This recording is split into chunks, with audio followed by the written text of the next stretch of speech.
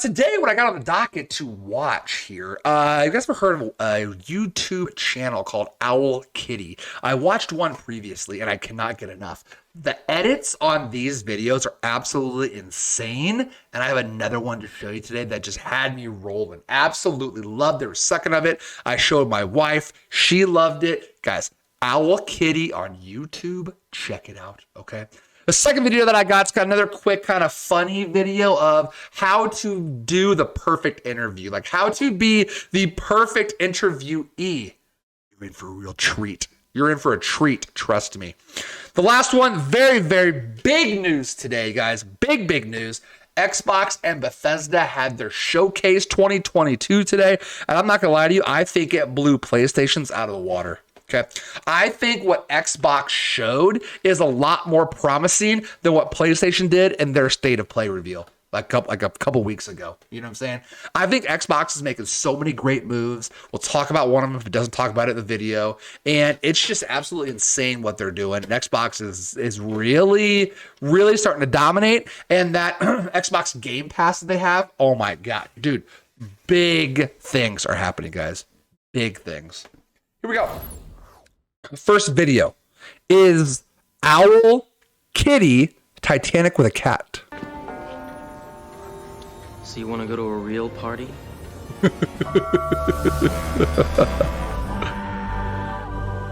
Please tell me you guys have seen all of it. It's a gift, and I don't intend on wasting it. Glad to miss. Got everything I need right here with me. Hey, look! It's supposed to be Rose there. Oh my God, it's the best. It's the best.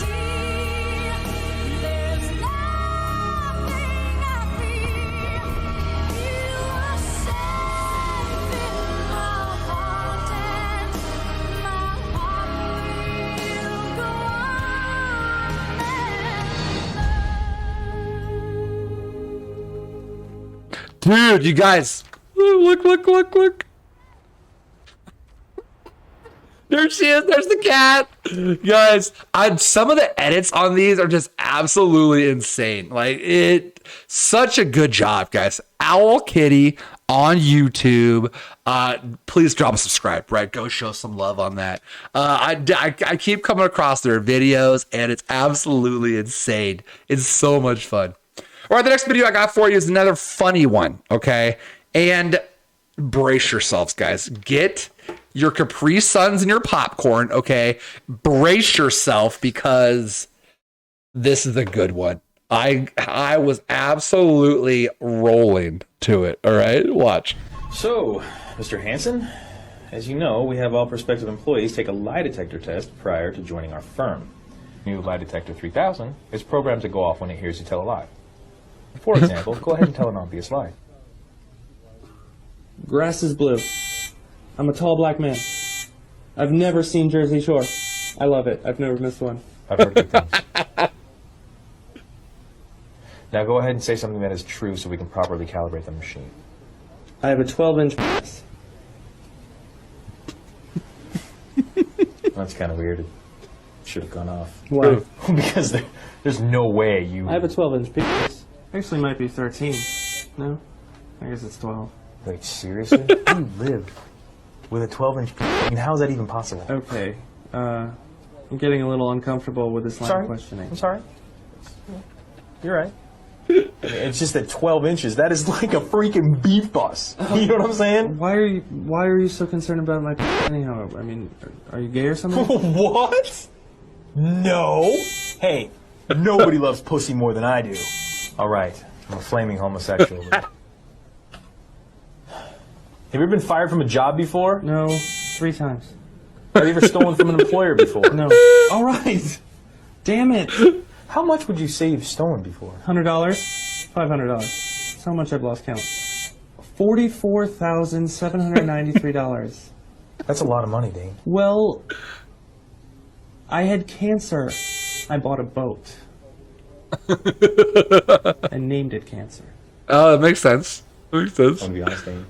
This interview is going really well. Yeah? No. This is the worst interview I've ever been a part of. Normally, you'd be gone.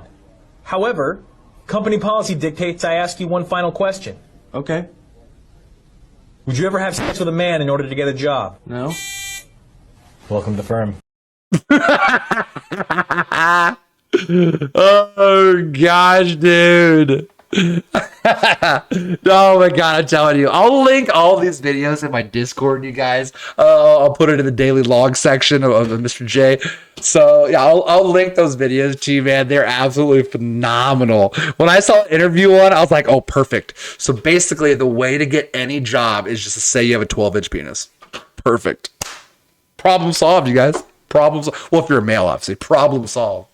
All right, we are on to the big bad event of the day, the big bad informational thing that happened recently, and it is Xbox and Bethesda's showcase of 2022. I got a video here of the 10 biggest reveals of it, right? There's about 30 different games that were displayed.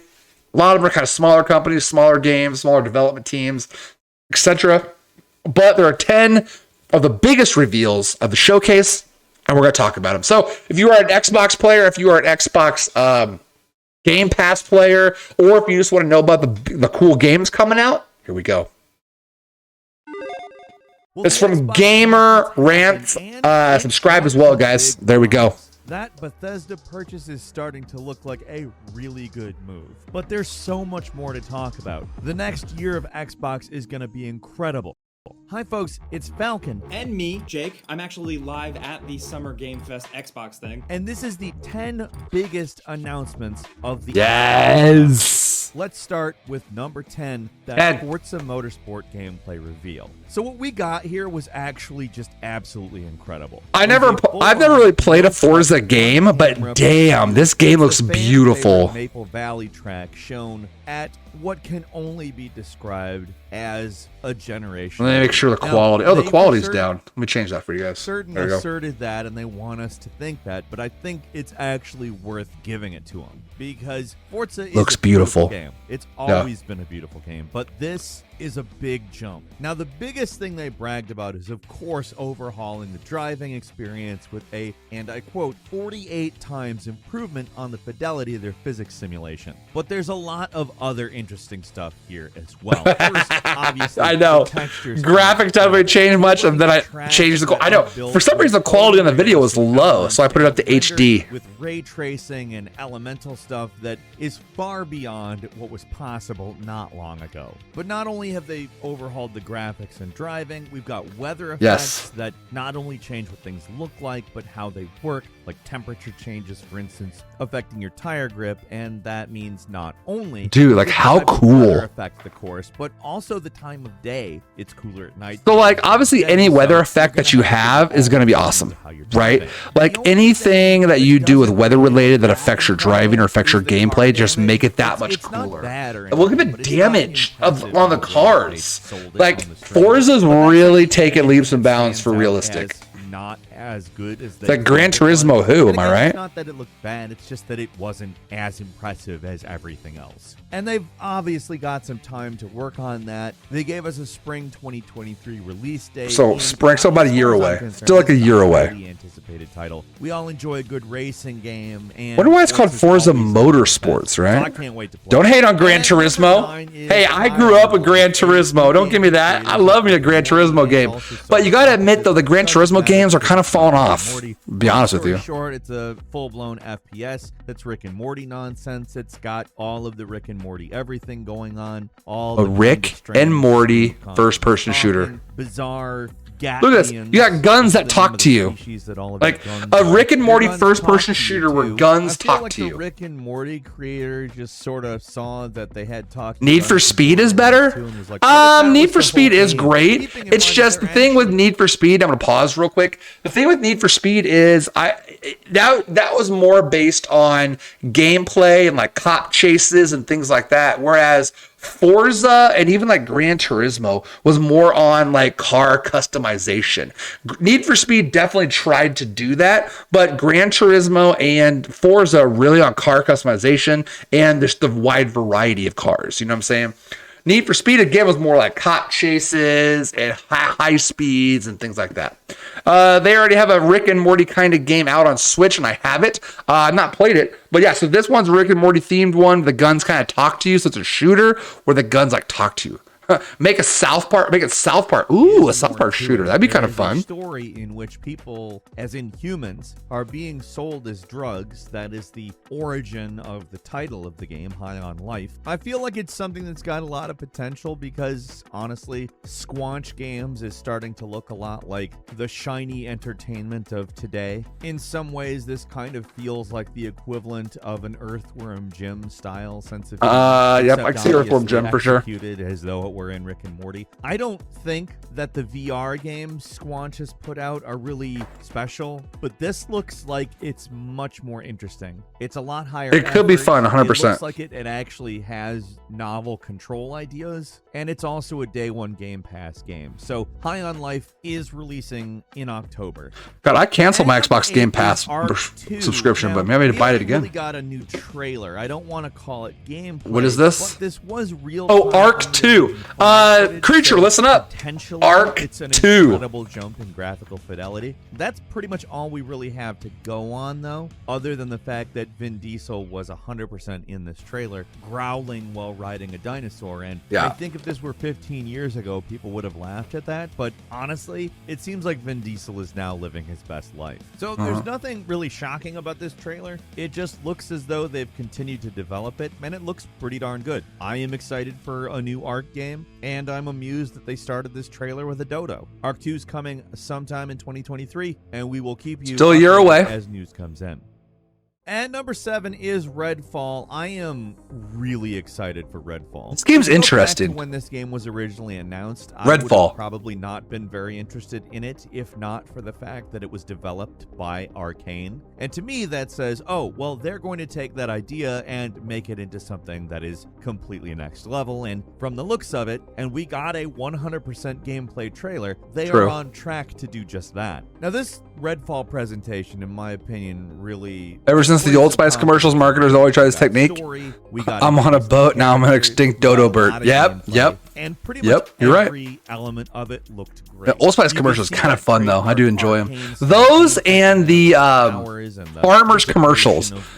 We are farmers. Like the Old Spice commercial and those farmers insurance. Like, those are fun commercials. I like that. C, it takes on some traditional lore with vampires. D, these vampires sold me already. Over a city on an island. And really, like, a lot of it looks unique. Like, we don't just have vampires, we also have vampire followers. We have sort of extreme enemies like the blood bags. Can we, so it just showed it in this trailer. Can we talk for a second?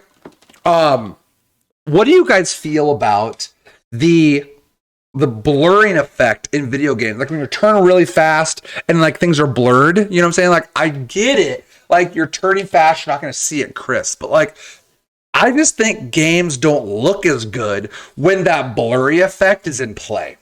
You know, it's like, if I could turn off that motion blur, I would. Like, I just don't think that it kind of adds to the aesthetics of the game. You know, like when you're moving and blurring, sure, it makes it more realistic. I 100% understand that. But to me, I just don't think it looks good. You know what I'm saying? So I always try to turn off motion blur. But what do you guys think? Let me know. Borderlands kind of game in an open world that plays, in some ways it kind of looks like the pace has been picked up a bit too. Like, it's kind of the BioShock Infinite to Dishonored's BioShock in certain ways. All positive, of course. Obviously there's some elements of BioShock Infinite.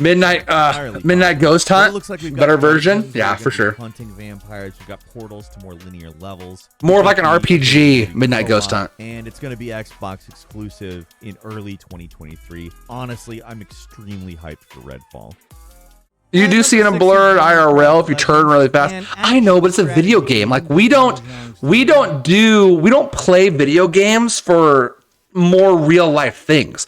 We play video games to escape the real world, right? We play video games to kind of invest our time in something other than what's happening in the real world. So I get graphics want to look realistic and look amazing, but there are certain elements that you can take out of it so we can have a more escaping feeling, right? Like, invested in this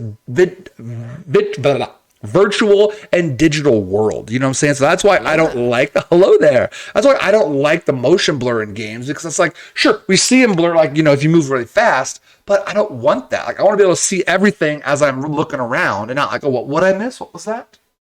The creators of Minecraft have decided so this game, I might just skip past, guys. I mean, unless you want to watch it, but it's Minecraft Legends. Apparently, it's a really big update to the game. Friends playing Minecraft Dungeons, so I think I'm more than willing to give this a spin. As we understand it, this Minecraft takes place in an overworld, obviously familiar, looks like any Minecraft world, but the difference in this one is that you will be fighting hordes of enemies as they attempt to spread corruption from the Nether. Now, it's an action game, so you are fighting, but you're also giving directions and commands to a team of other fighters that follow you. This can be done with AI partners or with co-op and with competitive multiplayer. It looks like another entry into these sort of spin-off games that Minecraft Dungeons was maybe kind of a prototype or a dipping of the toe into the water. Different types of games that take place in Minecraft, although this one, unlike Dungeons, will feature building. Not that I really think it matters, because if they deliver on a good action strategy game, honestly, that's all you need to get me in the door when Minecraft Legends launches in 2023. Never been a Minecraft fan, so. And number 5 is Erebon Shadow Legacy, a game that looks really good. Now, the developer of this game, Baby Robot Games, actually released what I think is a predecessor of this game on itch.io. It's free to download now, and I think that this game confused me. And come back and watch the trailer for this game again, you have some pretty clear idea as to what this game is. However, this game looks paced much faster. That game is called Erebon Shadow Legacy. Light and Darkness, and it very much has the same kind of shadow crawling stealth gameplay. So if you kind of want to know what you're in for with this, albeit with what seems to be a much better production quality, much better graphics, much better voice acting, probably better storytelling, head to their website at Baby Robot Games. This game kind of confused me on it, but you know, oh well. Because this game, I can't enjoy them all, right? Frankly, I'm excited. Is it a top-down game? Like, is it one of those where you're kind of looking at them top-down? Coming in 2023, and I think it's probably going to be really good. Switching gears over to me at number 4, we have Diablo 4 gameplay. Let's go! Chat. Who else are Diablo fans? Very cool. There are going to be 5 classes, at least for now, so there's that. But then we got a good, strong look at Diablo 4 gameplay with the really grim, dark art style. Apparently a lot more customization, fully open world. They said about 150 dungeons, world events, like local events that will just pop up as you're exploring out in the world. There's also going to be shared world stuff, which we didn't see too much of. I'm very curious to see if there's also a way to play offline if you're not into that. There's going to be couch co-op, which I think is incredible for that. There's going to be specific PvP zones, and they did at the very least bring up endgame. We didn't get too many details for it. Talk a minute. Continuously supported thing. Obviously, on a lot of people's minds is Diablo Immortal, so hopefully the same mistakes aren't made here. But just looking at this, it does seem promising, especially with like Rod Ferguson working on it. But it has a 2023 release date for now. Okay, talk for a second before the next one. Okay, Diablo series. Love Diablo 3. Big fan of Diablo 3. Sunk hundreds of hours in Diablo 3. I'm playing Diablo Immortal currently, not spending a single dime. You don't have to play Diablo Immortal to, to spend money on it. You don't have to spend money, okay? You can still do all of the content without spending a dime on the game. Where people spend money in Diablo Immortal is to kind of grind the leaderboard and to grind rifts like super fast. Who cares? Okay? Who cares? Tara, appreciate you. Love your face. Who cares? Right? Like, you can still play the game. You can still enjoy the game. Not have to worry about the leaderboard. Because believe me, you're not going to outspend these sharks out here that are spending hundreds and thousands of dollars on the game. The way Diablo 4 was talked about and revealed and all of that, it is set up exactly like Diablo Immortal. Diablo 4 is set up exactly like Diablo Immortal, where it's open world, you're in it with other people automatically in your server that you join. You have the loot systems, you have the different dungeons, you have the different world events, you have specific PvP areas. Like, It sounds like it's just a grander scale of Diablo Immortal, which leads me to believe this. I fully think this is what happened, okay? It's a conspiracy. Hear me out for a second, chat. Hear me out for a second. Blizzard released Diablo Immortal with the pay-to-win aspects the way it is in place right now to see if it would work in Diablo 4. Diablo Immortal is a mini extension of Diablo 4 that they released to see how the people would react to it, like what would happen. You know what I'm saying? Diablo Immortal got a terrible review for that fact, so Diablo 4 will be less pay to win because of that fact. Right? Blizzard's gonna pull this thing like, oh, sorry guys, like Diablo Immortal flopped. Silly us. I can't believe we did pay to win. We're gonna make sure Diablo 4 isn't that way when you actually have to pay for Diablo 4. Diablo Immortal is free. Diablo 4 you have to pay for, so they're making a ton of money from Diablo Immortal. They're still going to make a ton of money from game sales in Diablo 4, and it doesn't matter. And they're going to look like the good guys making Diablo 4 not pay to win because they learned from their mistakes from Diablo Immortal. Thoughts? That's my thoughts.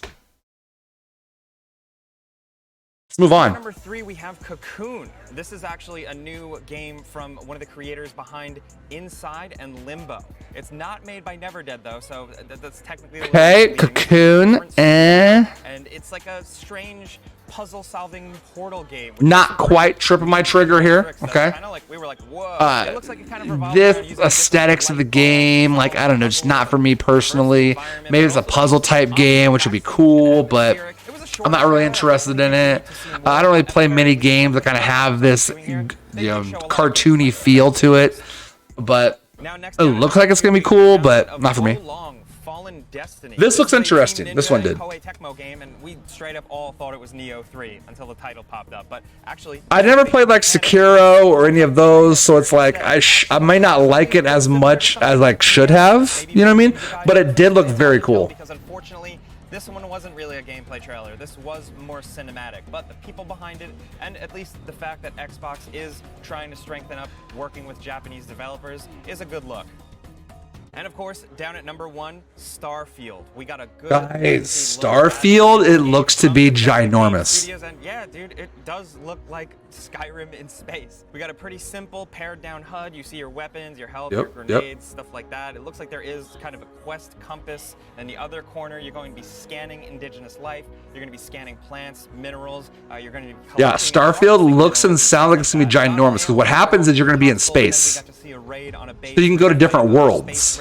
With some pretty, if you ask me, whatever looking first-person combat. I don't expect Bethesda to make combat like Doom Eternal or anything like that, but it just seemed fine. Couple that with the lower frame rate, a little bit of red flags, but thankfully the rest of it, the world building, they'll up that. The fact that it's going to be based around factions and the whole faction thing, hopefully like New Vegas, the different cities and the different cultures they built, along with just the exploration and specifically base building, which is returning, but now with a space flare, but also the ability to completely and fully build out and man your ships, which I'm gonna be honest, like that's gonna get me to play it. That seems pretty cool, man. And then there is space combat and space flight. They also detailed that this world is very big with hundreds of explorable planets, different solar systems. Hundreds of explorable planets. Space exploration, endless planet stuff, but they're going for it, and we're curious to see how that. This game is gonna be ginormous. Character creation, there's skill systems, there's a lot of crafting, but what interested me the most was the story and the music and the atmosphere. As you guys know, recently it was The Rock,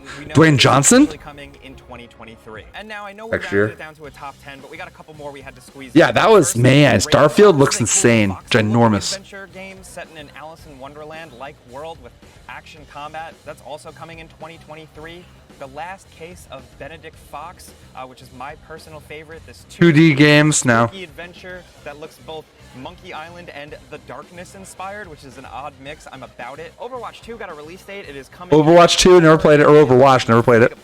We also got a new Hollow Knight trailer. Hollow Knight Silksong. We still never played those 2D games. Never really got into them. Still coming.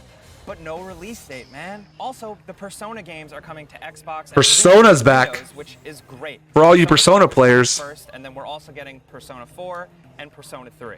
That is absolutely huge, and that is a ton of JR. There it is, chat. Also, last but certainly not least, Hideo Kojima showed up to say that Boom! Let's freaking go. That's the big news that I was going to leave us on. I was going to talk about. Hideo Kojima is now working with Xbox on a new game. Like, he is the creator of all these big, ginormous open world games, all these big time sellers that it's insane.